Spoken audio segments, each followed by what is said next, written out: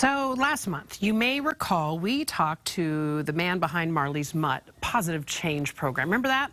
It pairs dogs with inmates, incarcerated people for a period of several weeks and helps those incarcerated people train and care for the animals. It's such a life-changing program. We talked a lot about it, but we really didn't actually talk about the roots of this program. They come from Skow's own personal struggle. He said he started abusing his body with drugs and alcohol when he was a teenager, in those teenage years. 12 years ago, it took a toll. He ended up here, diagnosed with end-stage liver disease and given less than 90 days to live. To qualify for a transplant, Zach had to be sober for 6 months. During that time, he obsessed about taking his own life. But it was caring for his rescue dogs. Look at those faces that helped save Zach's life. Today, Zach's life isn't about not only caring for himself, but about those dogs and people stuck in similar situations like he was.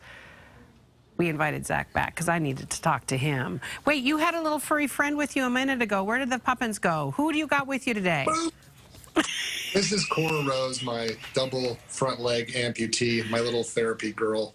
Oh. She's a very, very special girl, and she never leaves my side. I love her to bits, and I can see the love between the two of you. How are you doing today? I'm doing pretty good. You know, we have to put down one of our other therapy dogs today. He's been battling cancer for about 6 months. So that's a tough one, but my little girl here's got my back, and so do you. I appreciated your words before we came on, so 100%, much love, honey. Always. 100%. You know, there's a lot of folks that are dealing with that in their own homes, and we know it's such a challenge, right? You want to make the right decision at the right time so that they're not in agony. It feels like such a strange position to find yourself in, to have to choose when somebody lives or doesn't. So my heart is with you. I want to take you back and talk about the dog that really started this whole journey for you. I mean, your journey started years before, but who was Marley, and who was Marley to you? So Marley was a Rottweiler pit bull that we rescued from the Mojave Animal Shelter, and he really was there for me when I was at the depths of darkness, really at rock bottom. And when I got out of the hospital, I couldn't face life in any way, shape, or form. I was scared of literally everything. You know, everything brought me great amounts of fear. In order to address that and try to cope with life on life's terms, I started to bring Marley with me everywhere. And he was that dog that he just taught me everything. He had the energy I wanted to emulate. He was very confident. He walked into every room knowing how to carry himself, very confident of his stride, and I was the opposite of that.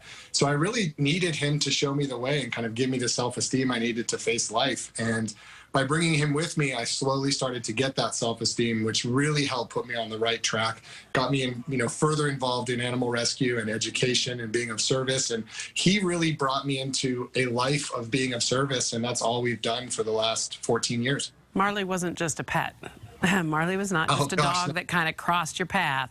Marley was the impetus for this whole organization, for the beautiful soul that we see in front of us now. You found your way back because of Marley. Yeah, 100%. I mean, he really showed me unconditional love.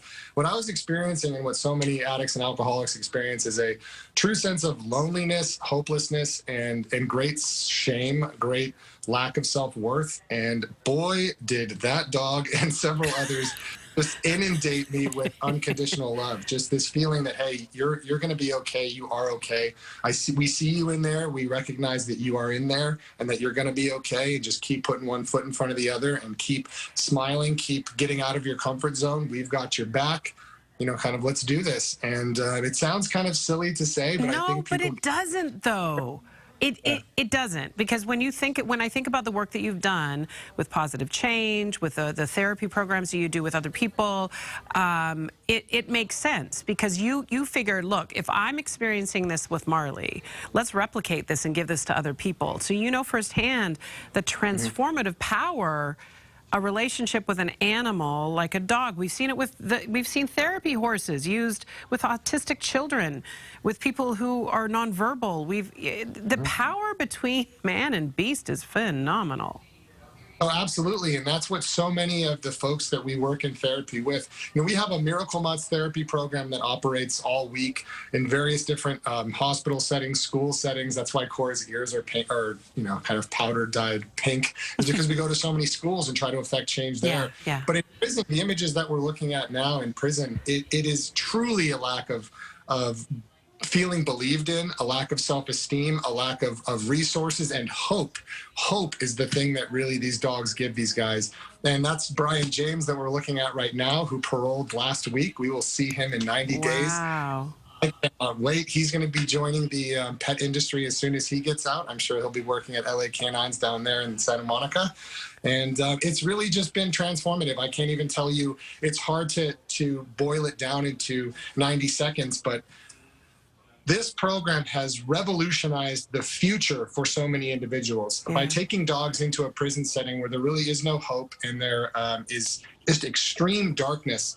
They've been able to break up that experience and turn prison into a more formatively positive experience so that when guys get out, they're ready to join the pet industry and participate and have a new life, a totally new lease on life. It is remarkable. You're not only giving them hope, right, of I can be a part of society again, but you're also giving them the means to do that. If you're training them up to be in the pet industry, that's like, it's a win-win situation. In terms of where you are today, you have purpose, you have passion. I look at the joy that just exudes from your face when you talk about the program and you talk about these people. But it's real talk. Once an addict, you still struggle with those same things. So talk about that, because I think that's a good word for people out there. We've all been through so much in this last little while. Anxiety is high. The war in Ukraine stresses people out. The economy's bad. Gas price. Talk to me about your daily practice of just putting one foot in front of another. Well, that's one of the things that our dogs teach us how to do so incredibly well. And again, some folks might find a little bit of folly in the metaphor of how much our dogs can teach us, but I'm holding a dog who does not have front legs. She's broken her back, her pelvis, her legs. She's faced unimaginable pain and suffering, and she wakes up every single day ready to give of herself, ready to be of service and to put smiles on faces. And she doesn't feel sorry for herself for 1 second. And so many of us, the natural tendency is to take a step back and start to feel sorry for ourselves in order to perhaps achieve some of the sympathy or empathy we believe we need to continue. But what dogs show us is that we have the tools, we have the capability, we have the love and the light within us if we're just courageous enough to let it out. And they show us how to be resilient. They show us how to live in every moment, because we can't live in the past. We can't live in the future. All we have, literally all we have, is this moment.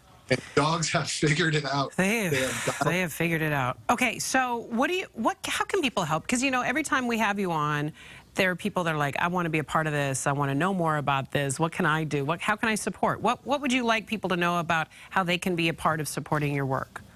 Well, there's a couple of things. First of all, prisons are opening back up. So we've only had a few going for the last several months. So everything's opening back up now. Now that COVID, we're transitioning, so many of our prison programs are going. And so what we really need are donations to help pay for those programs. Those programs we pay for ourselves. We don't get help from the state of California, from the prison system, from anybody else but our donors. So donating is certainly very helpful. Becoming a foster parent is another very valuable way to be of service, to kind of learn to understand the human-animal bond and what it's capable of instilling in folks and how it can help guide you. Raising my children with pets, with foster pets, has been incredible. Sure. So fostering wonderful, wonderful way to provide structure and service in your family, and to really be a part of something greater than yourself. These photos, the family photos, are just getting me. They really are. Listen, Zach, I know at some point we're going to get a chance to meet in person. I got a big hug coming your way. Thinking of you today. I know it's a tough day, but I just appreciate you coming on to share your passion and share the tremendous outcomes of the work you're doing. Keep it up. We need you. Oh, we need you. We need hope more than ever, brother. I appreciate you so much, and I just love you guys. Thanks for the love, and thanks for the platform. You got it. You got it. And by the way, we're going to point you right there, foxla.com/links. You get more information on Marley's Mutts, on positive change. If you want to be a donor, if you want to be a supporter, if you want to be a foster pet parent, it's all there.